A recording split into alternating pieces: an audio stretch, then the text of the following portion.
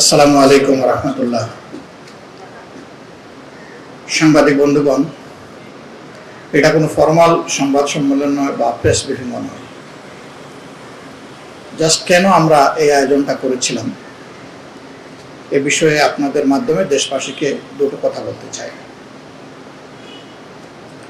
আমরা সবাই 15.5 বছরের ফেসিবাদী দুঃশাসনের সত্যিকার অর্থে ভুক্তভোগী ছিলাম।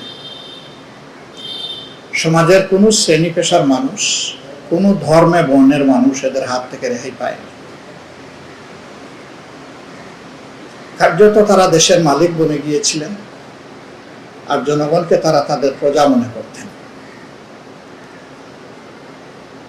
বরঞ্চ কিছু কিছু দেশে যেখানে জনগণ প্রজা হিসেবে বিবেচিত হয়, তাদের সাথে এত নিকৃষ্ট আচরণ মানুষের সাথে বিগত শাসক গোষ্ঠী আচরণ করেছে। 2009 সালে তারা একটা বোঝাপড়ার মধ্য দিয়ে ক্ষমতায় এসেছিলেন, একটা ডিজাইনড ইলেকশনের মাধ্যমে। এটা তাদের নিজস্ব দলের লোকেরাও বলেছে, আবার তাদের পার্টনার এরশাদ সাহেবও বলেছে, তারা স্বীকার করে নিয়েছে। এরপরে ক্ষমতায় এসে তারা বেপরোয়া হয়ে উঠলেন। পিলখানায় তাদের ক্ষমতা ধারণ করার, গ্রহণ করার 2 মাসও পুরা হলো না। নির্মম হত্যাকাণ্ডের মধ্য দিয়ে 57 জন দেশপ্রেমিক সেনা অফিসারকে দুনিয়া থেকে বিদায় করা হলো। তাদের পরিবারের কতিপয় সদস্যের সাথেও অসৎ আচরণ এবং হত্যাকাণ্ডের পথ তারা বেছে নিল। এই অবস্থায় এখান থেকেই তাদের খুনের রাজনীতির সূচনা। তারপরেই আপনারা লক্ষ্য করেছেন, সেনাবাহিনীর পরে তারা হাত দিল জামাত ইসলামীর গায়ে। স্বাধীনতার পরে যাদের ব্যাপারে কোনো ধরনের কোনো অভিযোগ ছিল না, তাদেরকে এই মিথ্যা অভিযোগে তারা বিচারের মুখোমুখি করার নামে কার্যত বিচারিক হত্যাকাণ্ডের দিকেই নিয়ে গেল। জামাতে ইসলামের এক এক করে 11 জন শীর্ষ নেতা, অধ্যাপক গুলাম আজম সাহেব থেকে শুরু করে মীর কাসেম আলী সাহেব পর্যন্ত, 2 জন সাবেক আমির, 3 জন নায়েবে আমির, 2 জন অ্যাসিস্ট্যান্ট সেক্রেটারি জেনারেল, 1 জন নির্বাহী পরিষদ সদস্য, তাদেরকে নিষ্ঠুরভাবে হত্যা করা হলো। এই হত্যাকাণ্ডের পিছনে কে ছিল? বিচারকের আসনে বসা একজন ব্যক্তি তার জীবনের অভিজ্ঞতা লিখতে গিয়ে তিনি সেটা প্রকাশ করে দিয়েছে, এসকে সিনহা। তাকে দিয়েও তৎকালীন সরকার অনেক আকাম কুকাম করিয়েছে। শেষ পর্যন্ত জুডিশিয়ারির সাথে যখন কনফ্লিক্ট হয়েছে, সেই জায়গায় এসকে সিনহা সরকারের সাথে আপোষ করেননি, তাই তাকে অস্ত্রের ধমক দিয়ে, জীবন হানির ধমক দিয়ে তাকে দেশ থেকে তারা তাড়িয়ে দেয়। বাংলাদেশের ইতিহাসে এইরকম সুপ্রিম কোর্টের প্রধান বিচারপতিকে গায়ের জোরে কোনো সরকার তাড়িয়ে দিয়েছে, এর আগে কোনো ইতিহাস রচনা হয়নি। তিনি তার বইয়ে লিখেছেন যে কার ডিকটেশনে, কার ইচ্ছা পূরণের জন্য কেন এই হত্যাকাণ্ডগুলো সংঘটিত হয়েছিল। এই অপকর্মের প্রতিবাদ করেছে আমাদের সহকর্মীরা, এবং বিশেষ করে সাইদি সাহেবের রায়ের পরে সারা দেশের দলমত নির্বিশেষে মানুষেরা এটাকে দমন করতে গিয়ে একে একে শেষ পর্যন্ত তারা আমাদের 1000 খানেক সঙ্গীকে হত্যা করেছে। অসংখ্য ভাইকে তারা গুম করেছে। আজও অলিউল্লাহ এবং আল মুকাদ্দেস, এই 2 জন সহ অনেককে আমরা ফিরে পাইনি। ইলিয়াস আলী সাহেব ফিরে আসেনি, চৌধুরী আলম ফিরে আসেনি, এরকম আরো অনেকেই ফিরে আসেনি। তারা কোথায়? তাদের আপনজন জানে না, সম্ভবত তারা নাই। তারা থাকলে এতদিনে আমরা পেয়ে যেতাম। আল্লাহ ভালো জানে, আমরা নিশ্চিত না, যেহেতু তাদের জীবিত থাকা কিংবা তাদের হত্যাকাণ্ড সম্পর্কে আমাদের কাছে কোনো তথ্য নেই। আর তথ্য থাকবে কি? তখন যেভাবে বিভিন্ন বাহিনীকে, এজেন্সিকে মানুষ খুনের জন্য, গুম করার জন্য কাজে লাগানো হয়েছে, এখন সব বের হয়ে আসতেছে। একদিকে এইভাবে গুম খুন, প্রতিপক্ষকে দমনের রাজনীতি, এরপরে আমরা দেখলাম আলেম ওলামার উপরে ক্র্যাকডাউন। 2013 সালের 5ই মে শাপলা চত্বরে যেটা হয়েছিল, এই সময়টা আপনারা অনেকেই সাক্ষী, আমরা ছিলাম জেলে, আমরা জেল থেকে অবলোকন করেছি। মানুষগুলাকে নির্মমভাবে খুন করে শাসক নামের কলঙ্ক ফ্যাসিস্ট শেখ হাসিনা উপহাস করে বললেন ওরা কেউ মরে নাই, ওরা নিজের থেকেই শুয়ে পড়েছিল আর গায়ে তারা লাল রং ছিটিয়ে নিয়েছিল। মানবতার প্রতি কি নির্মম উপহাস!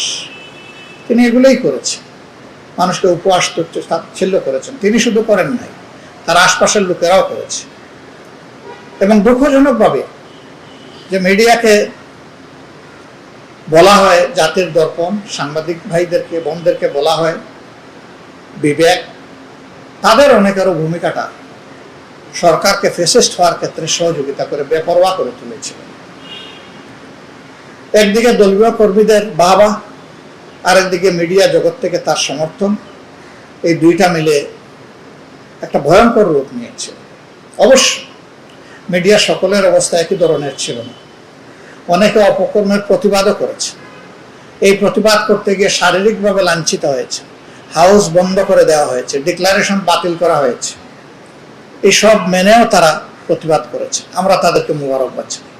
এটি জাতির বিবেক, এটি জাতির দর্পণ, এমনই হওয়া উচিত। এরপরে আপনারা দেখলেন 18 সালে যখন কোটার বিরুদ্ধে ছাত্ররা রাস্তায় নামলো, তখন দমন করার জন্য হেলমেট বাহিনী, মুগর বাহিনী পাঠানো হলো। কিন্তু ছাত্রদের তুমুল আন্দোলনের সামনে এটা টিকে নেই। সরকার তখন রাগ করে গুসা করে বলল, যা এখন থেকে আর কোনো কোটাই থাকবে না, সব উঠাই দিলাম। কিন্তু সেই কোটা আবার 2024 সালের 1 জুলাই আইনের কাঁধে বন্দুক রেখে আবার হুবহু সেটাই প্রতিষ্ঠা করা। এবার এই প্রতারণার বিরুদ্ধে আবার ছাত্র সমাজ তারা প্রতিবাদ শুরু করলো, রাস্তায় নেমে আসলো। তাদের এই আন্দোলন দমানোর জন্য পুরানো কায়দায় আবার তাদের উপরে ঝাঁপিয়ে পড়া হলো। এ বিষয়ে যাওয়ার আগে বলতে চাই যে 15.5 বৎসর বিভিন্নভাবে মানুষের বয়স সাপ্রেস করার জন্য চেষ্টা করা হয়েছে। আমরা আন্দোলন করেছি, দফায় দফায় জীবন দিয়েছি, পঙ্গু হয়েছি, জেলে গিয়েছি, মামলার ভার ঘাড়ে নিয়েছি, কিন্তু ফ্যাসিস্ট বিদায় হয়নি। অবশেষে যখন জুলাইতে আবার কোটা ফিরে আসলো, আবার ছাত্ররা জেগে উঠলো, গর্জন করলো। এই ফ্যাসিস্ট কায়দায় আন্দোলন দমন করতে গিয়ে 15 তারিখ ঢাকা বিশ্ববিদ্যালয়ে আমাদের মেয়েদের উপরে তারা আঘাত করে বসল। এটাকে বলা যায় আন্দোলনের প্রথম ধাপ জাগরণ। মেয়েদের গায়ে যখন হাত উঠলো, তখন মায়েরাও রাস্তায় নেমে আসে। এখন সবাই আস্তে আস্তে আসা শুরু করল। এর পরের দিন 6টা হত্যাকাণ্ড হলো। শুরু হয়েছিল রংপুর বেগম রোকেয়া বিশ্ববিদ্যালয়ের মেধাবী ছাত্র, আমাদের বিপ্লবের আইকন আবু সাইদকে দিয়ে। সে ডানা পেতে বুকে গুলি নিয়েছে, কিন্তু অন্যায়ের সামনে মাথা নত করে। পরপর 3টা গুলি করে দুনিয়া থেকে তাকে বিদায় করা হয়েছে। ঢাকায় 2 জনকে হত্যা করা হলো, চট্টগ্রামে 3 জনকে হত্যা করা হলো। এই নতুন করে আবার হত্যাকাণ্ড শুরু করলো। এরপরে 18 তারিখ থেকে ধারাবাহিক এই হত্যাকাণ্ড চলতে থাকলো। 3 তারিখে গিয়ে জাতির ভাগ্য নির্ধারণের একটা সুযোগ তৈরি হলো। সেনাবাহিনীর সাধারণ অফিসাররা এবং জওয়ানরা যখন তারা অস্বীকৃতি জানালো যে আর জনগণের বুকে তারা অস্ত্র ধরবে না, গুলি ছুড়বে না, তখনও শেখ হাসিনা তার খুনের নেশা থেকে সরে আসেননি। আমরা যতটুকু জেনেছি, বাহিনী প্রধানদেরকে তিনি ধমকিয়েছেন, গালিগালাজ করেছেন। তারা বলেছে এখন যদি অস্ত্র ধরি লাখো মানুষের জীবন ঝরবে। তিনি নাকি বলেছিলেন যত লাখ ঝরুক, ঝরাইয়া দাও, এদেরকে ঘরে ফিরাইয়া দাও। তারা রাজি হয়নি। 4 তারিখ 3 তারিখ 2 দিনই খুনের রমরমা কাজ চলেছে। কে করেছে সবাই জানে। এই 2 দিন ইন্টারনেট বন্ধ করে দিয়ে লাশগুলোও গায়েব করা হয়েছে। 5ম দিনে যেদিন হাসিনার পতন হয় সেদিনও আশুলিয়ায় মানুষগুলোকে অর্ধমৃত অবস্থায় ট্রাকে ফেলে সেখানে পেট্রোল ঢেলে আগুন জ্বালিয়ে তাদেরকে ছাই করা হয়েছে। কত নিষ্ঠুর! এই বর্বরতা এবং নিষ্ঠুরতার পরে আর তারা টিকতে পারেনি। তারা চলে গেছে দেশ ছেড়ে। সাময়িক এই শূন্যতা পূরণের জন্য একটা অন্তর্বর্তীকালীন সরকার গঠিত হয়েছিল। সেই সরকারের উপদেষ্টা শেষ পর্যন্ত তারা তাদের দায়িত্ব পালনের নিরপেক্ষতার পরিচয় অনেকেই দিতে পারেননি। কেউ কেউ দিলেও অনেকে দিতে পারেননি। এর মাঝে জাতীয় ঐক্য রচনার জন্য ঐকমত্য কমিশন হলো।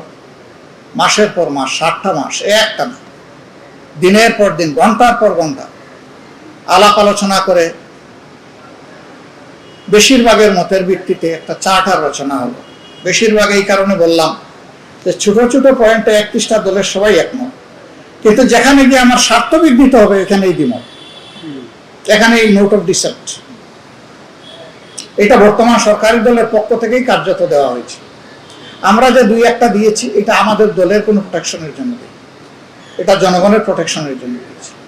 সুপ্রিম কোর্টের বিচারপতি বিচারক কিভাবে নির্ধারণ হবে, তারপরে নির্বাচন কমিশন কিভাবে গঠিত হবে, এই সমস্ত বিষয় আমাদের অবস্থান ছিল যে না, কোনো পার্টিসান লোক থাকতে পারবে না, কোথাও কোনো দলীয় কর্তৃত্বে এগুলা গঠিত হবে না।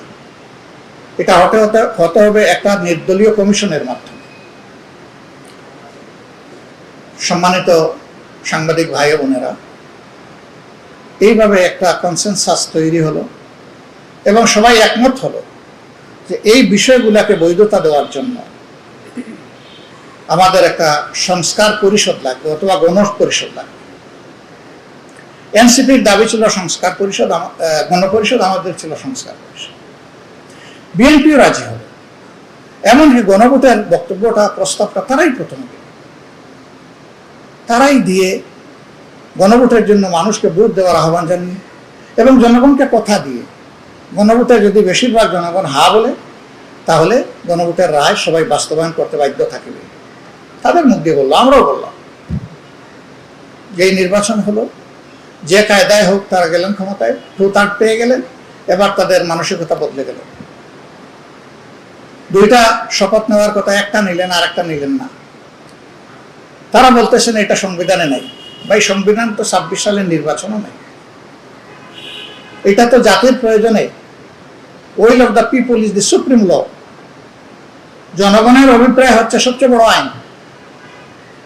সেই অভিপ্রায়ের ভিত্তিতেই সরকার গঠন হয়েছে, সেই অভিপ্রায়ের ভিত্তিতেই ঐকমত্য কমিশন হয়েছে, সেই অভিপ্রায়ের ভিত্তিতেই গণভোটের আয়োজন করা হয়েছে, সংসদ নির্বাচনের আয়োজন করা হয়েছে। একটা মানলেন একই দিনে অনুষ্ঠিত, আরেকটা মানলেন না। একটা শপথ নিলেন একই দিনে নেওয়ার কথা, আরেকটা নিলেন না। আমরা সবই মানলাম, এখনো আমরা সেই অবস্থানে আছি। এরপরে সরকার গঠিত হয়েছে। সরকার গঠনের পর আপনারা সবই দেখছেন। আমরা পুরানা বন্দোবস্তের বাইরে সরকারের কোনো কিছুই দেখতে পাচ্ছি না।